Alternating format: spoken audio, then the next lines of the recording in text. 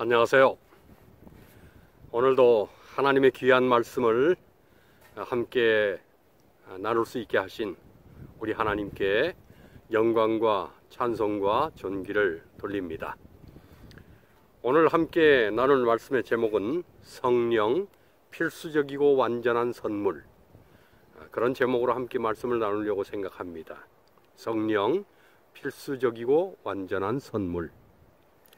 오늘 주시는 귀한 말씀을 통해서 성령의 감동케 하시는 은혜가 우리 모두에게 함께 하시기를 간절히 기도합니다. 오늘 본문의 말씀으로 요한복음 14장 16절 17절의 말씀을 선택을 했습니다. 신약성경 173페이지 요한복음 14장 16절 17절 말씀입니다. 제가 봉독하겠습니다. 내가 아버지께 구하겠으니 그가 또 다른 보혜사를 너희에게 주사 영원토록 너희와 함께 있게 하시리니 저는 진리의 영이라. 세상이 능히 저를 받지 못하나니 이는 저를 보지도 못하고 알지도 못함이라. 그러나 너희는 저를 아나니 저는 너희와 함께 거하시며 또 너희 속에 계시겠습니다. 예수님께서는 제자들에게 거듭해서 또 다른 보혜사 성령을 너희에게 주시겠다고 말씀을 하셨습니다. 왜냐하면 자신은 제자들 곁을 떠나야 하기 때문이라고 했습니다. 그런데 제자들은 자신들의 모든 것을 예수 그리스도께 걸고 있었습니다.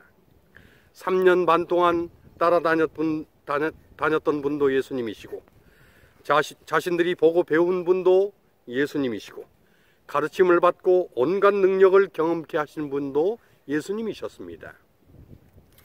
제자들이 보고 알고 경험한 분은 오직 예수 그리스도 그분뿐이었습니다. 그런데 예수님께서는 느닷없이 성령 보혜사를 보낸다고 말씀을 하셨습니다. 제자들에게 성령 하나님, 성령 보혜사는 전혀 낯선 분이시고 알지도 못하는 존재였습니다. 제자들에게 성령 보혜사는 예수 그리스도를 대체할 만큼 친숙하지도 않았고 알지도 못했고 경험해보지도 못한 분이셨습니다.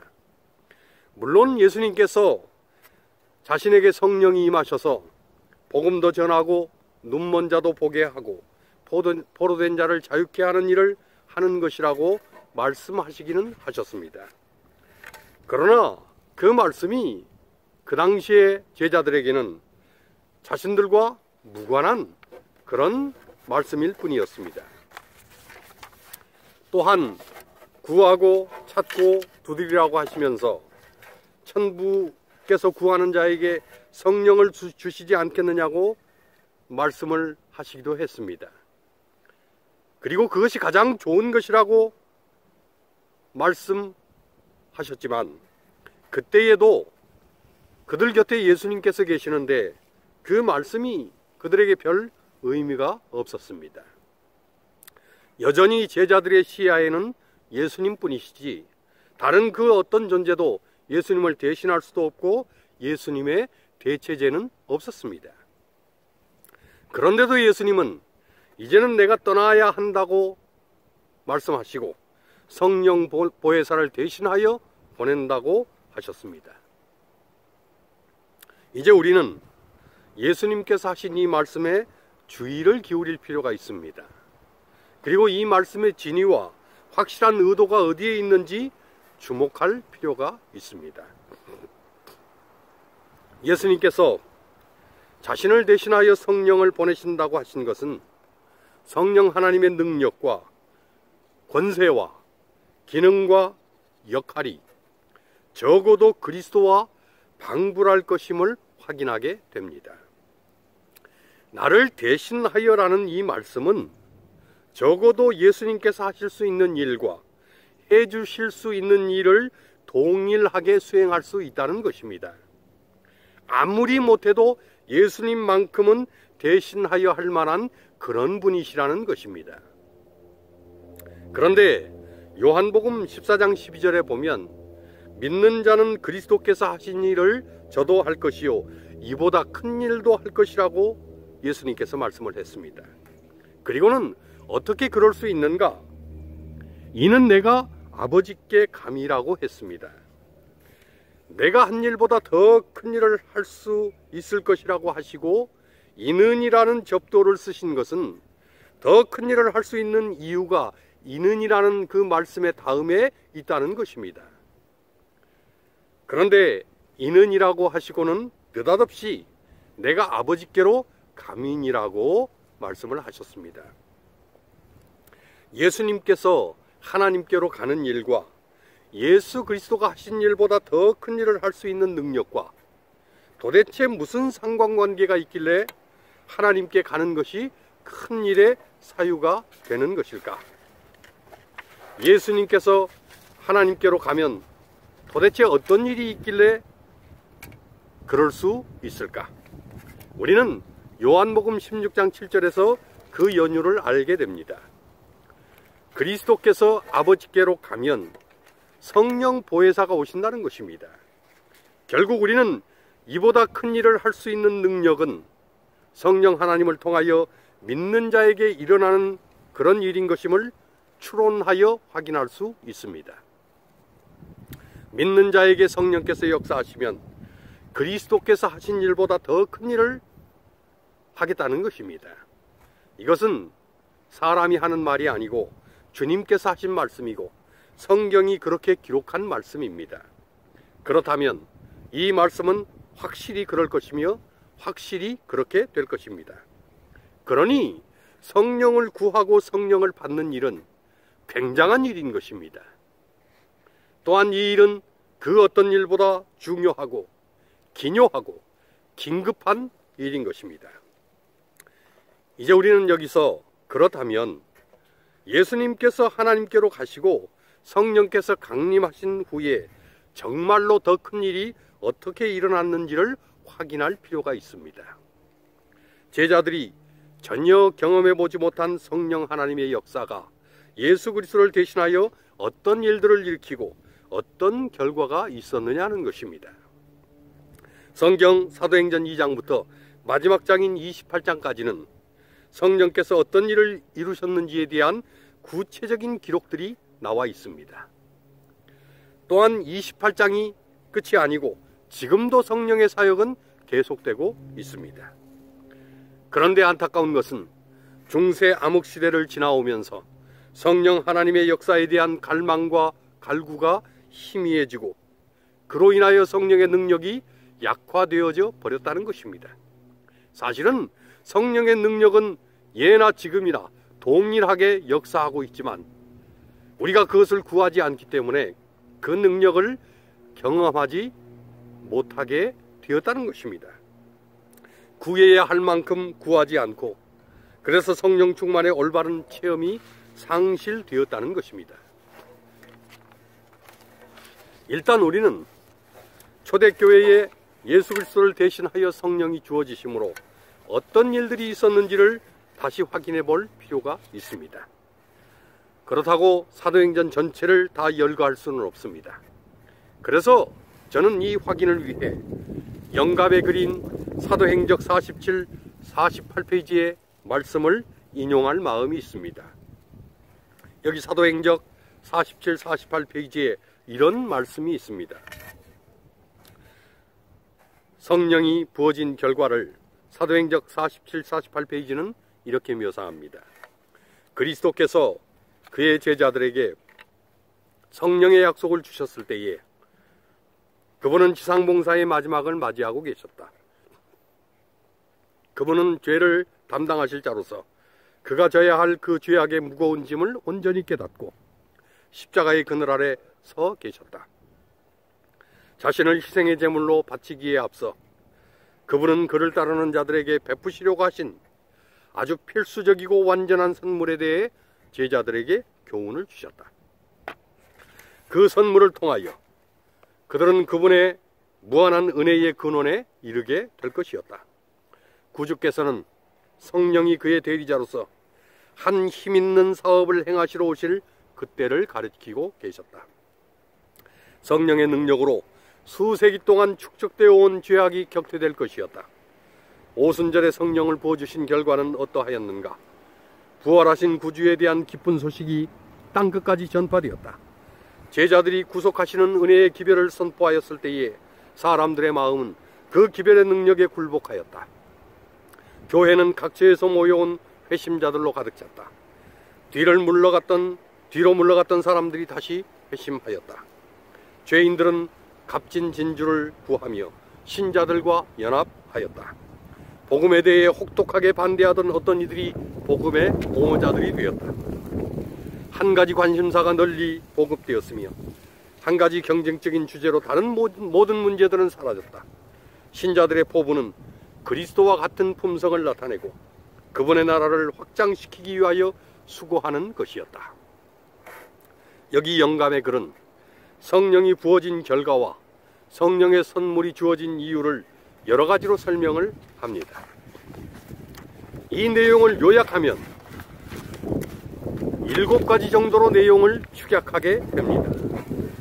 그리고 이 7가지 초대교회 성령의 역사, 이른비 성령의 결과를 통해 우리는 마지막 시대에 또다시 재현될 성령의 역사, 늦은비 성령의 결과도 추론해 낼 수 있습니다. 우리는 이른비와 늦은비 성령의 기별을 함께 살펴볼 필요가 있습니다. 예수 그리스도를 대신하여 예수 그리스도를 대체할 만한 성령 하나님의 강림과 역사가 어떤 큰 일을 할 수 있었으며 하게 되었는지를 이제 확인해 볼 것입니다. 첫째로, 성령은 그리스도를 따르는 자들에게 베푸시려는 아주 필수적이고 완전한 선물이었다고 했습니다. 필수적이라는 말은 없어서는 안 된다는 것입니다. 있어도 되고 없어도 되는 것이 아니라는 것입니다. 있어도 그만, 없어도 그만이 아니라는 것입니다. 그냥 있으면 좋고 없으면 말고가 아니라는 것입니다. 또한 이것은 완전한 선물이라고 했습니다. 완전하다는 것은 이것 이상 또 다른 것은 없다는 것입니다. 완전하다는 것은 부족함도 결핍도 결함도 없다는 것입니다. 이 말은 성령의 선물이 주어진 그것만으로 나머지 모든 것들은 다 그 안에 포함되어 있다는 것입니다. 성령이 아니면 안 되고 성령이면 그것으로 다 된다는 것입니다. 이른비 성령이 그랬다면 늦은비 성령은 더더욱 그럴 것입니다. 그러므로 지금 우리도 필수적이고 완전한 선물인 성령을 구해야 합니다. 성령을 구하고 성령을 경험하면 그것이 왜 필수적이고 왜 완전한 것이었는지 하나님께서, 예수님께서, 그리고 성령 하나님께서 맛보고 경험하게 하실 것입니다. 다시 한번 말씀드리지만 천부께서 구하는 자에게 가장 좋은 것 곧 성령을 주신다고 누가복음 11장 13절에 약속하셨다면 성령은 정말 가장 좋은 것, 최고의 것, 완전한 하나님의 선물이요 능력이 될 것입니다. 두 번째로, 성령은 그 선물을 통해 무한한 은혜의 근원에 이른다고 했습니다. 로마서 5장 5절로 6절은 이렇게 기록을 합니다. 소망이 부끄럽게 아니함은 우리에게 주신 성령으로 말미암아 하나님의 사랑이 우리 마음에 부은받음이니 우리가 아직 연약할 때에 기약대로 그리스도께서 경건치 않은 자를 위하여 죽으셨도다. 사도 바울은 성령으로 말미암아 하나님의 사랑이 우리에게 부어졌다고 했습니다. 그 하나님의 사랑이 무엇인가? 바로 하나님의 아들 그리스도께서 죄인들을 위해 죽으시는 사랑이었다고 했습니다. 사랑 중에 사랑은 독생자 예수를 죄인들을 위해서 주신 하나님의 사랑입니다. 은혜 중에 은혜는 독생자 예수께서 죄인들을 위해서 죽으신 십자가의 은혜입니다. 선물 중에 선물은 그와 같은 하나님의 사랑과 십자가의 은혜를 깨닫고 그 무한한 사랑의 근원과 은혜의 근원에 이르게 하시는 성령 하나님의 역사입니다. 성령 받으면 하나님의 사랑이 깨달아집니다. 성령 받으면 주님의 은혜, 십자가의 은혜가 깨달아집니다. 그 사랑과 은혜를 깨달을 때에 죄인에게 변화가 일어나고 가치관이 달라집니다. 오순절 성령의 충만함을 입게 되자 성령 받은 제자들이 달라졌습니다. 사도행전 4장 13절은 이렇게 말씀합니다.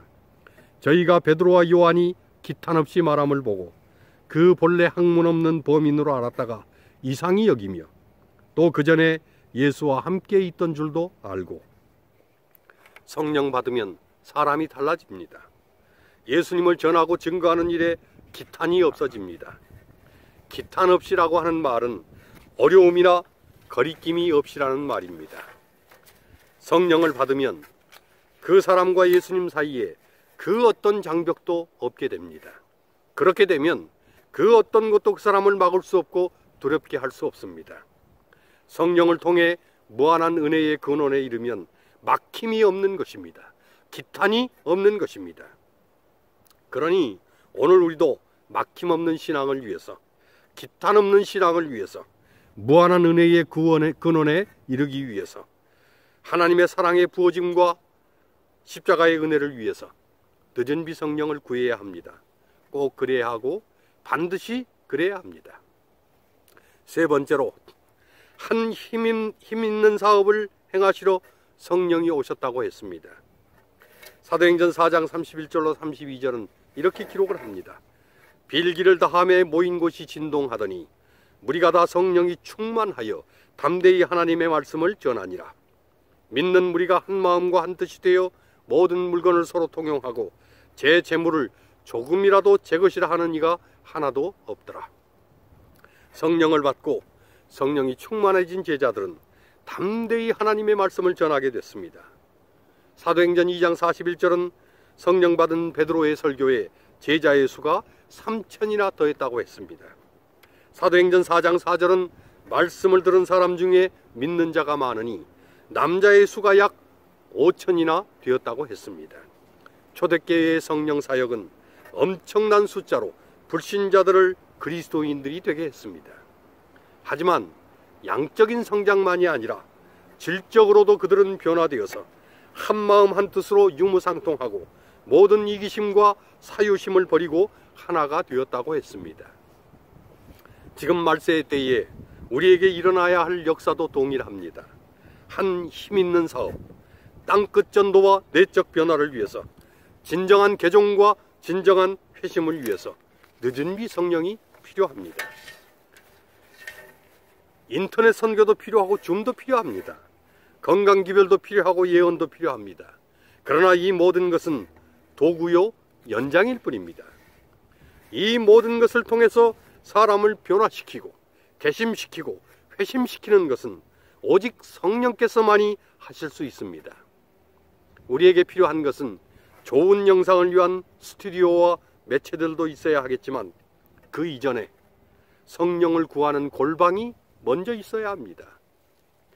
그 어떤 방법보다 우리가 구해야 하는 것은 성령입니다. 성령의 골방이 있어야 하는 것입니다.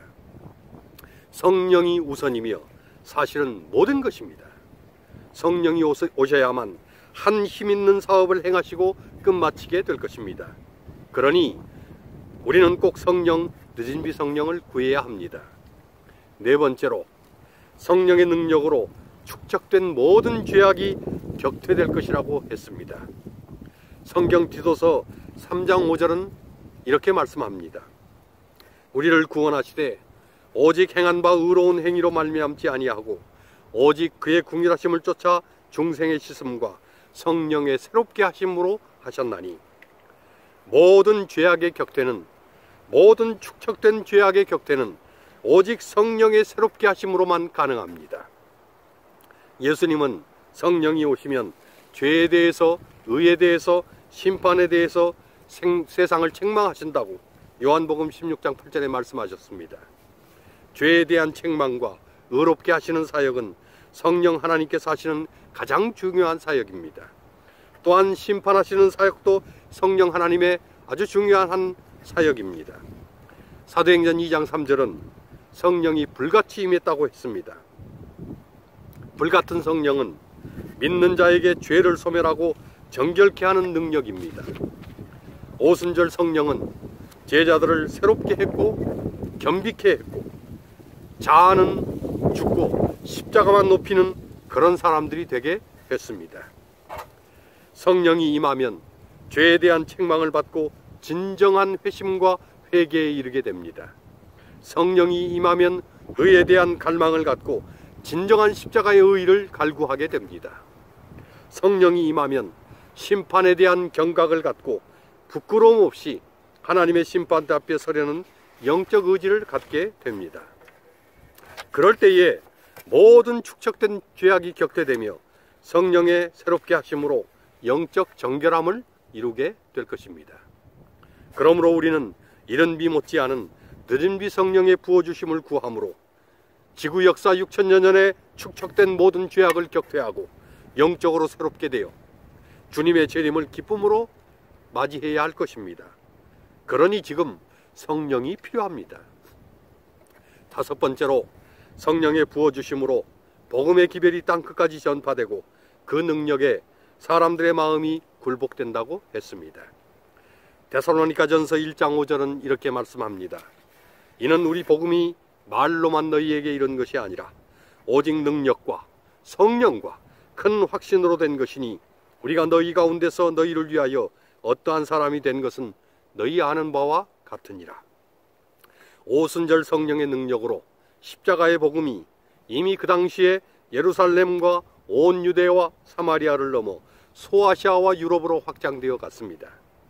사도행전 17장 12절은 베레아 사람 중에 믿는 사람이 많고 또 헬라의 귀부인과 남자가 적지 아니하니라고 했습니다. 바울은 이 같은 초대 당시의 복음은 말로만이 아니라 능력과 큰 확신과 성령으로 된 것이라고 했습니다. 성경 요한계시록 14장 6절은 마지막 때에 여러 나라와 족속과 방언과 민족과 백성에게 전할 영원한 복음은 새 천사의 기별이라고 했습니다.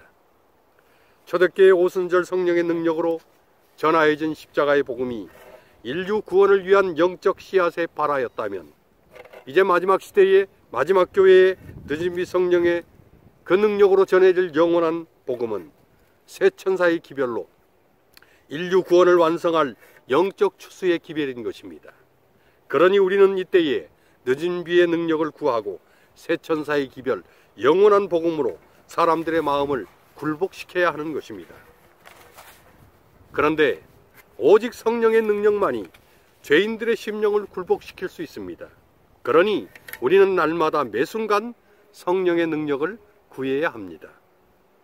여섯 번째로, 성령이 부어지면 물러간 자들이 다시 회심하고 반대자들이 옹호자들이 된다고 했습니다. 사도행전 13장 12절에는 이런 기록이 나옵니다.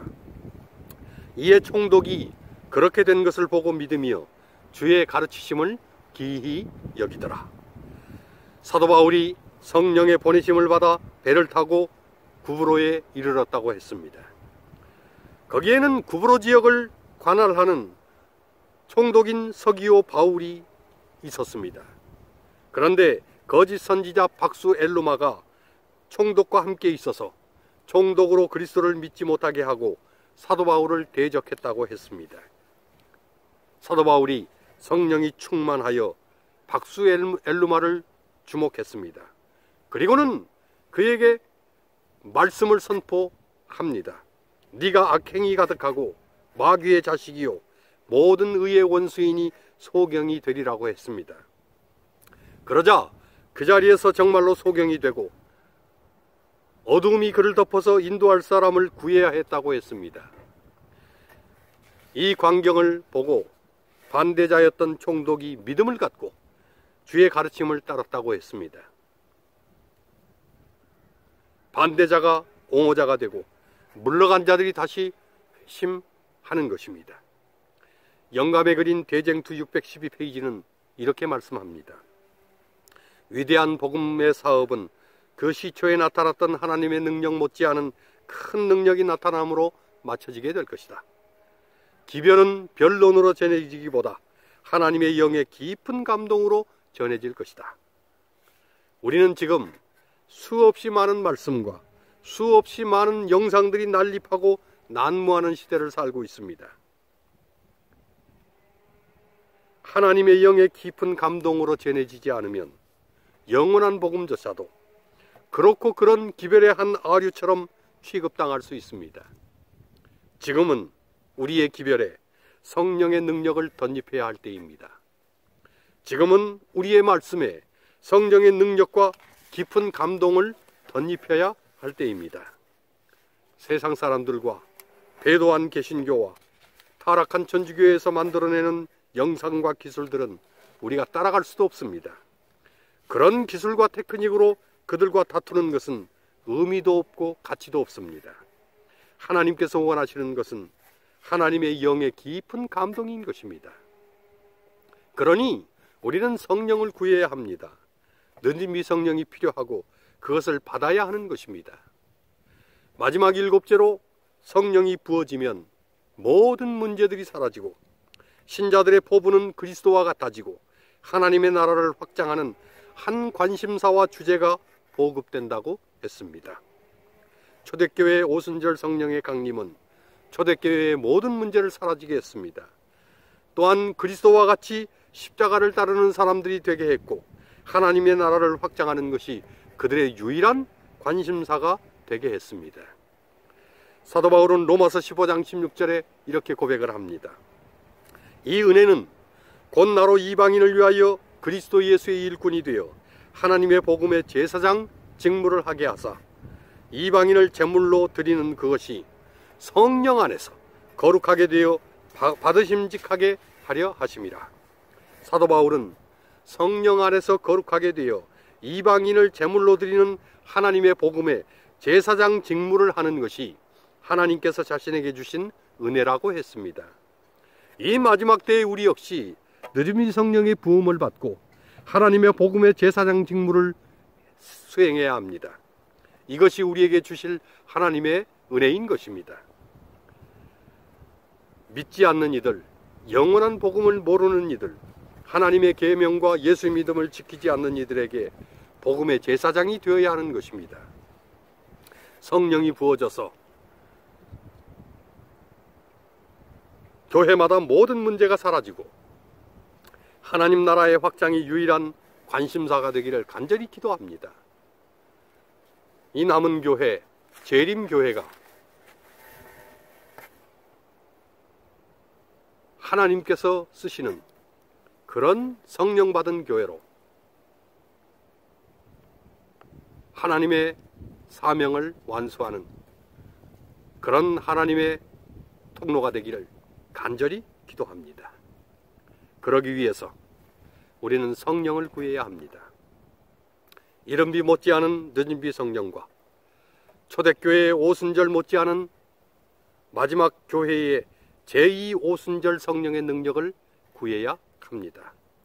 예수님께서 자신을 대신하여 성령 보혜사를 보내신다고 했으면 성령의 능력과 권능은 놀랍고 엄청날 것입니다.